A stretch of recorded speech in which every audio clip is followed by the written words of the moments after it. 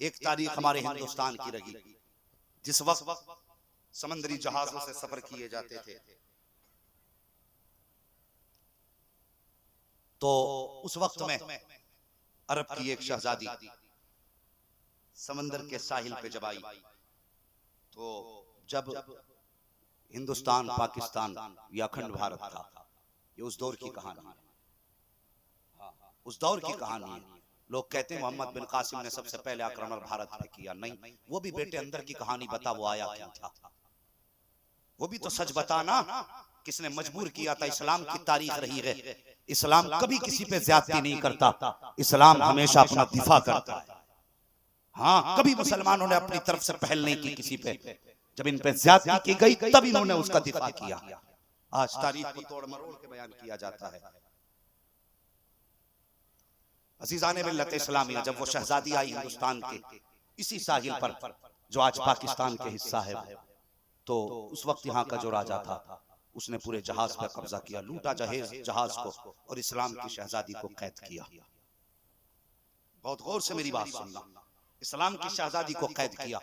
उस वक्त में हज्जाज बिन यूसुफ के दौरे हुकूमत था वो, जब उसको कैद किया गया और यहाँ की कैद में डाला गया, तो उस बच्ची उस वक्त में कागज कलम नहीं था, ऐसा कागज कलम जैसा आज के दौर में उस वक्त नहीं था, चमड़ों पे लिखे जाते थे अलग अलग चीजों से।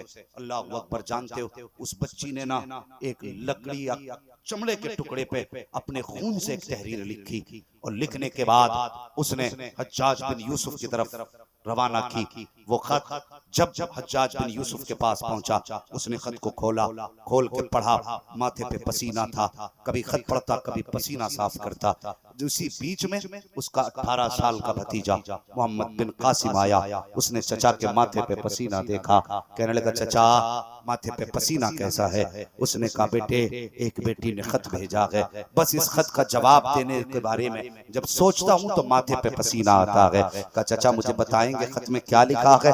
उसने कहा कि बेटे बात ये है कि क्या करोगे पूछ के, अब हम उसकी मदद नहीं कर सकते जो भी खत के अंदर है। कहा नहीं चचा बताइए तो सही।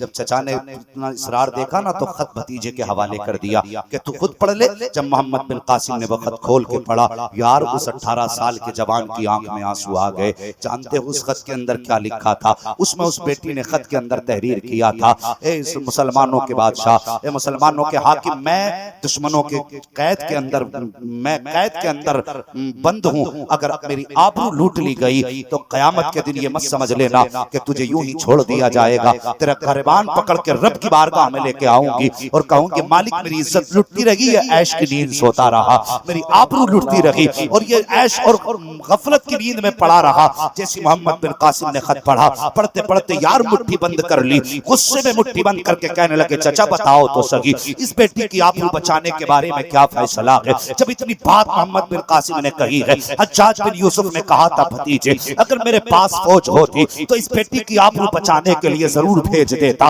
का फिर क्या फैसला है? का जो फौज थी कुछ फौज फला महाज पर है, कुछ फौज फला सरहद पे खड़ी है, हमारे पास कोई फौज नहीं है। जब इतना मोहम्मद बिन कासिम ने सुना, कहने लगे चचा अगर तुम्हारे बस की बात नहीं है तो फिर मुझे इजाजत दो, मैं अपनी बहन की आबरू बचाने के लिए 7 समंदर पार करके जाऊंगा। जब इतनी बात हज्जाज बिन यूसुफ ने सुनी थी, का तेरी औकात क्या है? 18 साल का जवान है, कैसे बचाएगा? का इजाजत तो दीजिए, मैं कोशिश करूंगा। चचा ने इजाजत दे दी। मोहम्मद बिन कासिम जुमे के दिन मस्जिद में आए, आने के बाद ऐलान किया था और नमाजियों ठहर जाना, नमाज के बाद जरूरी बात करनी है। अगर आज यही ऐलान मस्जिद से कर दिया जाता है, इमाम साहब कहते हैं नमाज के बाद ठहर जाना, थोड़ी बात करनी है, तो लोग चुपके चुपके निकला करते हैं। कोई बगल में चप्पल लेके जा रहा है, कोई हाथ में जूती उठा के जा रहा है, कहीं मौलवी सीमेंट की बोरी न मांग ले, कहीं हमसे मस्जिद के लिए 100 रुपए न मांग लिए जाए। और कल के मुसलमान देखो, जब मोहम्मद बिन कासिम ने कहा था ठहर जाना,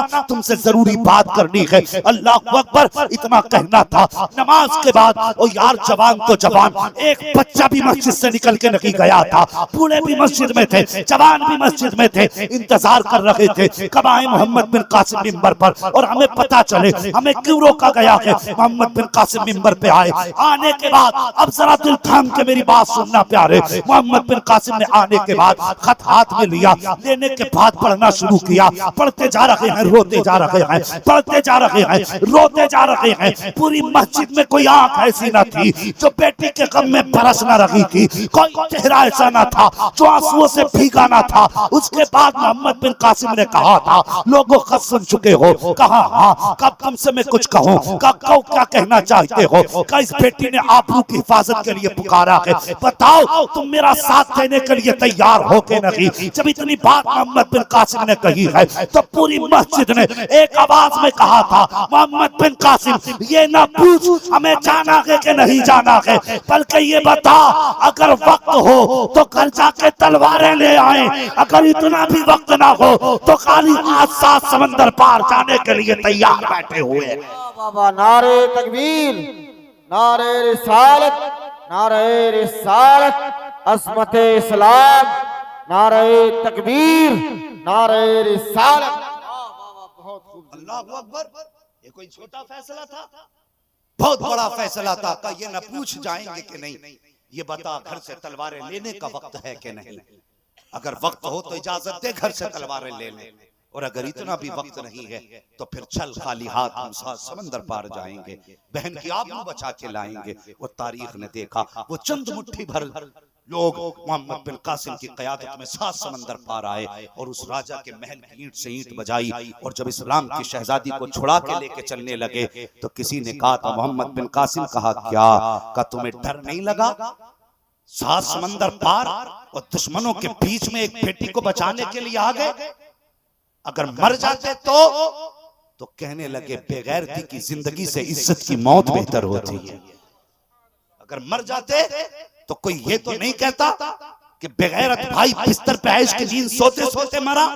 लोग फख्र से कहते एक गैरत भाई, गैरतदार भाई बहन की इज्जत पे मर मिटा है, का बहन की इज्जत पे मर मिटा है, ये कह के दुनिया याद करती। जब कहा ना कि मैंने बहन की इज्जत के लिए अपनी जान दांव पे लगाई, किसी ने कहा मोहम्मद बिन कासिम इससे रिश्ता तेरा क्या है? तू रहने वाला कहाँ का, ये रहने वाली कहाँ की, और तूने इसके लिए अपनी जान खतरे में डाल दी। तब मोहम्मद बिन कासिम ने कहा था, लोगों कुछ रिश्ते वो होते हैं जिन्हें खून बनाते हैं, कुछ रिश्ते वो होते हैं जो खानदान से बनते हैं, कुछ रिश्ते वो होते हैं जिन्हें बाप ने बनाया है, लेकिन इसका मेरा रिश्ता मदीने वाले रसूल पाक ने बनाया। हाँ, हमें तो कलमे की रस्सी से जोड़ा गया था। ये थी हमारी अपनी पावर और ये थी हमें रब की रहमतों पे भरोसा करने की, जो रब ने हमें दुनिया के अंदर फजीलतें बख्शी थी। आज हमारा रब की रहमत से भरोसा उठ गया, ये सच्ची बात है। आज डरते नहीं हम, इसीलिए तो पहचाने छुपाते हैं हम कि कहीं हमें मुसलमान समझ के कोई मार ना दे। और यार इज्जत की मौत मर, बेगैरती की जिंदगी से इज्जत की मौत बेहतर होती है। हाँ, यही भारत की जमीन है। इसी जमीन पर जब फतवा जिहाद दिया गया, अल्लामा फजल हक खैराबादी ने सबसे पहले फतवा जिहाद दिया, तो आज भी हमारे बीच में दलाल लोग होते हैं। पहले हुकूमतों के थे, अब थानों के दलाल होते हैं। 100-100 रुपए में अपने मोमिन भाइयों को झूठा इल्जाम में फंसाने में लगे रहते हैं। हमें गैरत नहीं आती? 500-500 रुपए में दलाली करके बच्चे पाल रहे हैं हम। शर्म आनी चाहिए, डूब के मर जाना चाहिए ऐसे लोगों को जो मुसलमानों की दलाली भी करते हैं और अपने आप को कलमा पढ़ने वाला मुसलमान भी कहते हैं। हया नहीं आती हमें? और जब बरेली में कर्फ्यू लगा था तो उसने ऐसों ने मेरे सामने कहा था कि तुम्हारे इन घरों के अंदर इतने हथियार हैं, इतने चाकू रखे हैं। तो जो उस मस्जिद का मुतवल्ली था उसने कहा, दरोगा साहब बताइए तुम्हें किसने बताया? यारी थी तो उसने सीधी बात कह दी, हमें गैरों ने नहीं बताया, तुम्हारे अपनों ने बताया। कहा कौन है? तो मालूम उसने क्या जवाब दिया? कहा कि 78 मुसलमान मुखबिर हैं थाने के, जिन्हें एक खबर पे 500 रुपए दिए जाते हैं। शर्म नहीं आती? ऐसी जिंदगी से तो मर जाना बेहतर है। हाँ, ऐसी जिंदगी से मर जाना बेहतर है। मैंने कहा था जब फतवा जिहाद दिया अल्लामा फजल हक खैराबादी ने, तो उसी मस्जिद में एक देवबंदी भी बैठा हुआ था। उसने जाकर के मुखबरी कर दी कि जो दिल्ली की जामा मस्जिद पे सबसे पहला फतवा दिया वो फजल हक खैराबादी ने दिया है। आपने अपने आप को छुपाया, दूसरी जगह चले गए, फिर मुखबरी कर दी गई, आपको वहां से जाके अंग्रेज पुलिस ने पकड़ के कोर्ट में पेश किया। जब कोर्ट में पेश किया गया, कोर्ट में आए तो सामने वो खड़ा था जो गवाही के लिए आया था, जिसने मुखबरी की थी। लेकिन अल्लाह वालों के चेहरों के गजब और जलाल का आलम ही अलग होता है। हाँ, इनके चेहरे का अपना रोब होता है, आदमी ना चाहते हुए भी इनके आगे हिचकिचाता है। खड़ा किया अल्लामा फजल खैराबादी को एक साइड में, सामने वाले कटघरे में वो खड़ा था जो गवाही देने आया था। तो जज ने कहा यही है वो जिसने फतवा दिया है जिहाद का। उसने देखा, हिम्मत टूट गई, कहने लगा ये वो फजल खैराबादी नहीं, ये वो फजल खैराबादी नहीं है। जब उसने ये कहा ना, जलाल आ गया अल्लामा फजल खैराबादी को, कहने लगे कुत्ते सच क्यों नहीं बोलता, झूठ क्यों बोल रहा है? मैं ही वो फजल हक खैराबादी हूँ जिसने फतवाए जिहाद दिया है, मैं ही फजल हक हूँ। जब इतनी बात कही है, वकील ने कहा था मौलाना क्या कह रहे हो, तुम्हें नहीं लगता कि तुम्हारा पैगाम तुम्हें फांसी तक पहुंचा देगा? तुम सोच नहीं रहे हो तुम्हारे ये जुमले तुम्हें मौत के फंदे तक ले जाएंगे? तब फजल हक खैराबादी ने कहा था मैं जबान नहीं बदल सकता। कहा किस लिए? जान प्यारी नहीं? तो कहा था जान भी प्यारी है, जबान भी प्यारी है। कहा बदलोगे क्यों नहीं? तो आपने फरमाया था गीदड़ की 1000 दिन की जिंदगी से शेर की 1 दिन की जिंदगी बेहतर हुआ करती है। हम कहां हैं हम? आज हमारे घर के झगड़ों से फुर्सत नहीं, घर के झगड़ों से फुर्सत नहीं हमें। हालात इतने बिगड़ते जा रहे हैं कि मौलवियों का जहां तक मामला, उनकी तो कोई सुनने ही तैयार नहीं। वो अगर कुछ कह भी दें तो फिर नहीं जी ये तो अपने घर की बात कर रहे हैं, इनका अपना मसला होगा। मैं इसको पूरा पढ़ नहीं पाया, अगर कहें तो मैं पढ़ूंगा।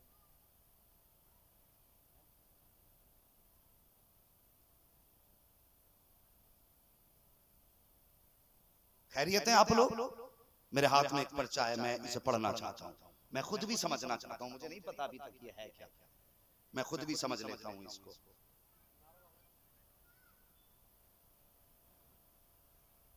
नारा लगाना था।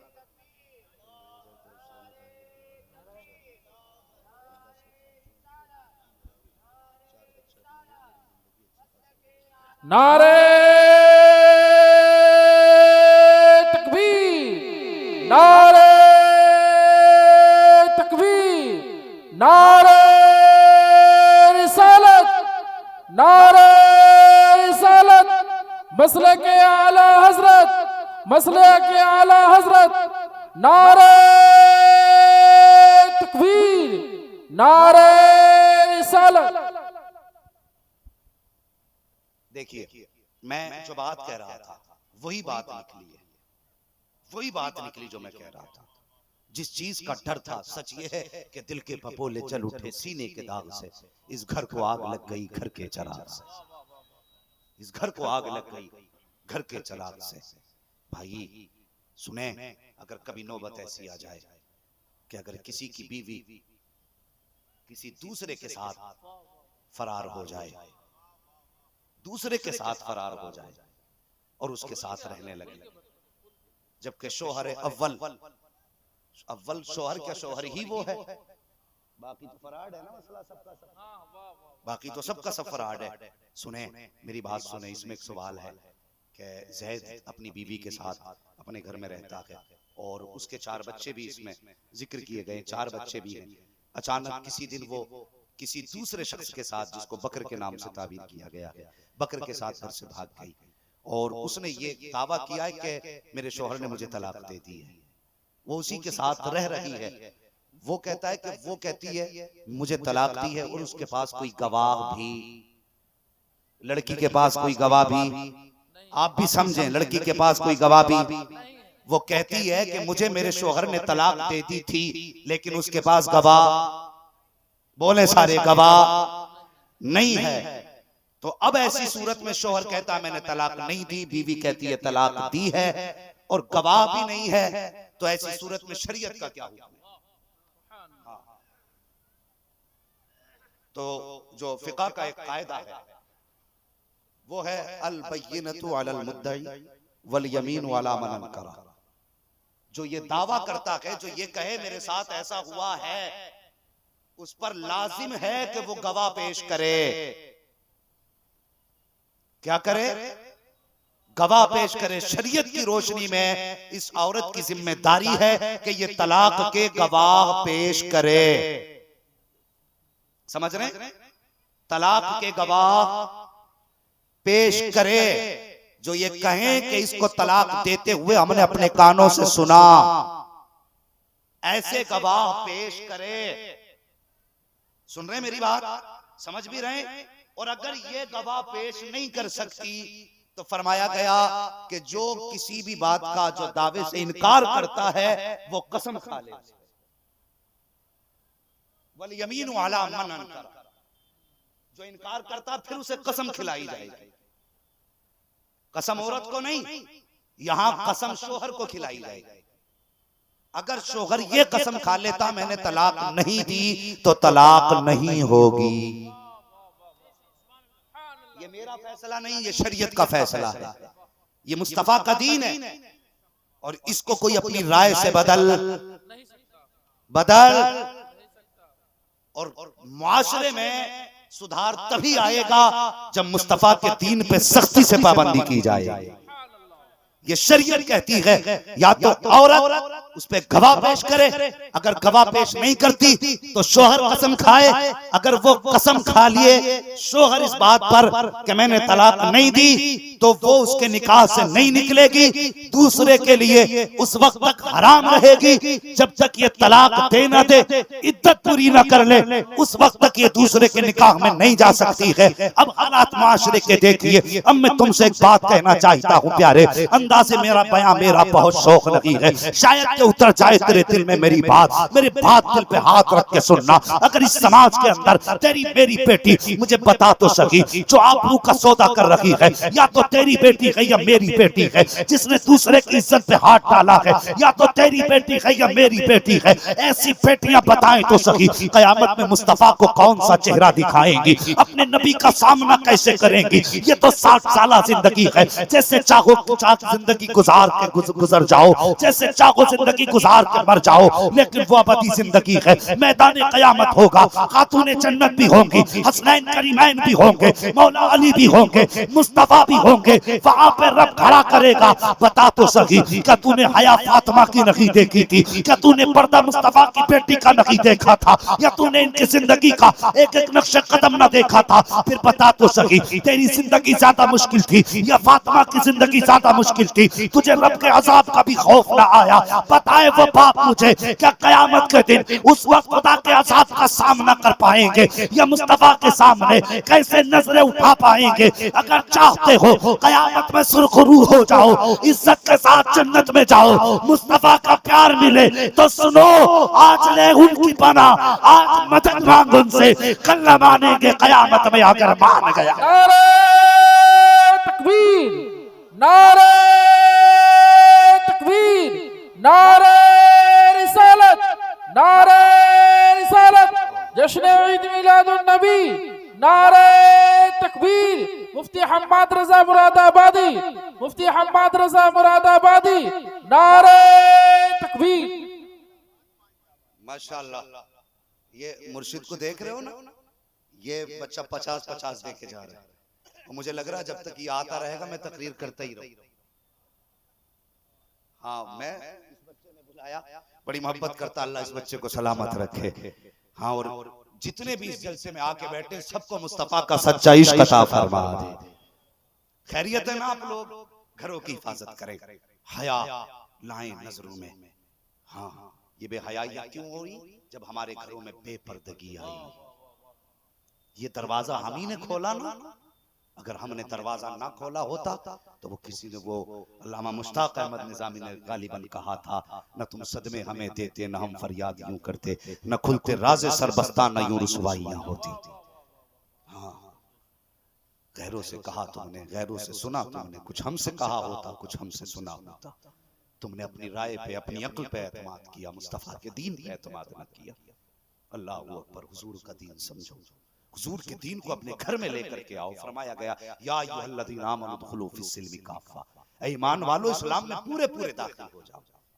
ये क्या है? जब गोश्त खाने की बात आई तो मुसलमान हो गए, क्योंकि हमारा पेट बिना बोटी के भरता ही नहीं। और जब बात आ गई दीन पे गर्दन कटाने की, तो नहीं जी, इस्लाम फितना नहीं चाहता। ये कौन सा मसला है? जब पर्दे की बात आई कि औरत आजाद है, वो हया कर एक बेटी की तकबीर ने हर बेटी की गैरत को आवाज दी है, हर बेटी की गैरत को आवाज दी है। याद तेरी मेरी बेटी है, ये नंगे सर जाती है, बाप को हया नहीं आती, और फिर भी नारे लगा के कहता जन्नत मेरे बाप की, ले लिए बेटे, मिल जाएगी तुझे। तेरी बेटी नंगे सर बाजार में घूमती रही, तुझसे पूछा नहीं जाएगा? तेरी बेटी आधा जिस्म लोगों को दिखाती रही, तुझसे सवाल नहीं होगा? या किसी ने सवाल किया, बोले मुफ्ती साहब ने तकरीर में कहा है कि एक औरत 4 लोगों को दोज़ख में लेके जाएगी, वो किस किताब में लिखा है? मैं कहता हूं जितना मुझ पर नुक्ताचीनी करते हो, इतना किताबें खोल के पढ़ लिया करो, ताकि अल्लाह तुम्हें एक मसला ढूंढने के बदले में 7 मसलों का इल्म अता फरमा दे। पूछो इन उलमा से, क्या ये फरमान नहीं है तुम में से हर एक साइल हर एक मसूल है? ये हुक्म नहीं है कि तुम में से हर एक के बारे में पूछा जाएगा? बाप से बेटी के बारे में पूछा जाएगा, बहन से भाई के बारे, भाई से बहन के बारे में पूछा जाएगा, बेटे से माँ के बारे में पूछा जाएगा, शौहर से बीवी के बारे में पूछा जाएगा? क्या ये नहीं है? और तुम क्या समझते हो कि बेटी अगर गुनाह कर रही है हिसाब वो देगी? नहीं, एक बाप को भी हिसाब देना पड़ेगा, एक भाई को भी हिसाब देना पड़ेगा।